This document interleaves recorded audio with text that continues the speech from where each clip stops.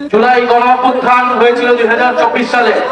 2026 সালে আজকে 2 বছর আমরা বর্ষ পূর্তি উপলক্ষে এই সকল বিভিন্ন উপজেলায় আমরা যাচ্ছি জুলাই পদযাত্রা নিয়ে। আমাদের এবারে জুলাই পদযাত্রা 5টি বিষয়কে সামনে রেখে আমরা এসেছি আপনাদের কাছে। সেই 5টি বিষয় হচ্ছে গণভোটের গণরায় বাস্তবায়ন। আপনারা জানেন 2024 সালের গণ অভ্যুত্থানের পরে আমাদের সকলের দাবি ছিল সংস্কার, অর্থাৎ দেশের পরিবর্তন। বিগত স্বৈরাচারী শেখ হাসিনা সরকার বাংলাদেশ থেকে কোটি কোটি টাকা বিদেশে পাচার করেছে, লুটপাট করেছে, বিরোধী রাজনৈতিক নেতা কর্মীদের গুম খুন করেছে এবং শাপলা গণহত্যা করেছে, পিলখানা হত্যাকাণ্ড ঘটিয়েছে এবং জুলাই মাসে সাধারণ ছাত্রদেরকে হত্যা করেছিল। সেটার বিচার আমরা চেয়েছিলাম। আমরা এমন একটা দেশ এবং সরকার চেয়েছিলাম যাতে বাংলাদেশে কথা বলার অধিকার থাকে, মত প্রকাশের অধিকার থাকে। সে কারণে সংস্কারের দাবি এসেছিল এবং আপনারা দেখেছেন 32টি দল মিলে দীর্ঘ 6-7 মাস ধরে আলোচনা করে তারা জুলাই সনদ প্রণীত করেছিল এবং সেই জুলাই সনদের জন্যই পরবর্তীতে নির্বাচন হয়েছিল, গণভোট এবং সংসদ নির্বাচন একসাথে হয়েছিল। সেই সংসদ নির্বাচনের পাশে গণভোটে আমরা সবাই হ্যাঁ অথবা নাতে ভোট দিয়েছিলাম। বাংলাদেশের 70% মানুষ হ্যাঁ এর পক্ষে, সংস্কারের পক্ষে ভোট দিয়েছিলেন কিনা আপনারা? হ্যাঁ এর পক্ষে ভোট। আমরা সবাই কিন্তু হ্যাঁ এর পক্ষে, সংস্কারের পক্ষে ভোট দিয়েছিলাম। কিন্তু এই বিএনপি সরকার ক্ষমতায় আসার পরে পাল্টে গিয়ে সেই সংস্কার এবং জুলাই সনদকে অস্বীকৃতি জানিয়েছে, গণভোটকে অস্বীকৃতি জানিয়েছে এবং এখন পর্যন্ত তারা সংস্কার বাস্তবায়ন করে নাই। আমরা বলছি সংস্কার হচ্ছে জনগণের ম্যান্ডেট। আমরা সবাই ভোট দিয়েছি সংস্কারের পক্ষে। কেন আমরা সংস্কার চাই?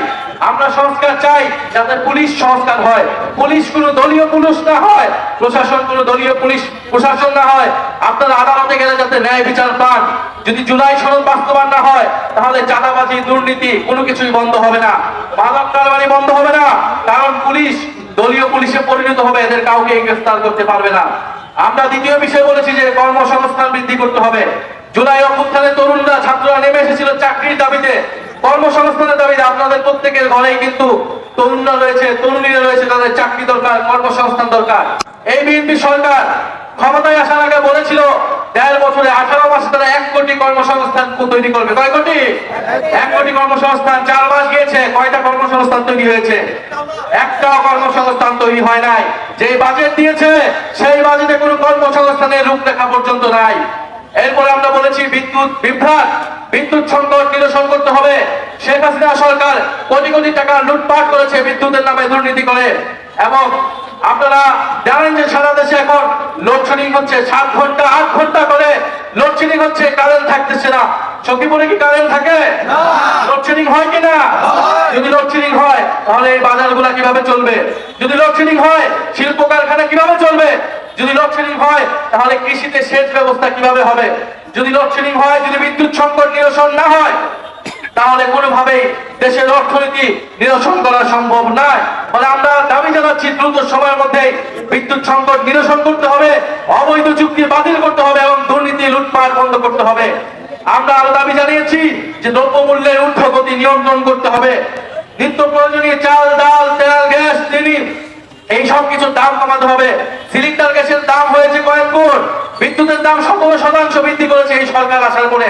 আন্তর্জাতিক যুদ্ধে ইরান আমেরিকা যুদ্ধের দোহাই দিয়েছে, সেই যুদ্ধ কিন্তু এখন শেষের পথে এবং আন্তর্জাতিক বাজারে কিন্তু তেলের দাম কমিয়ে নিয়েছে। কিন্তু বাংলাদেশে এখনো জ্বালানির দাম কমে নাই। কমেছে?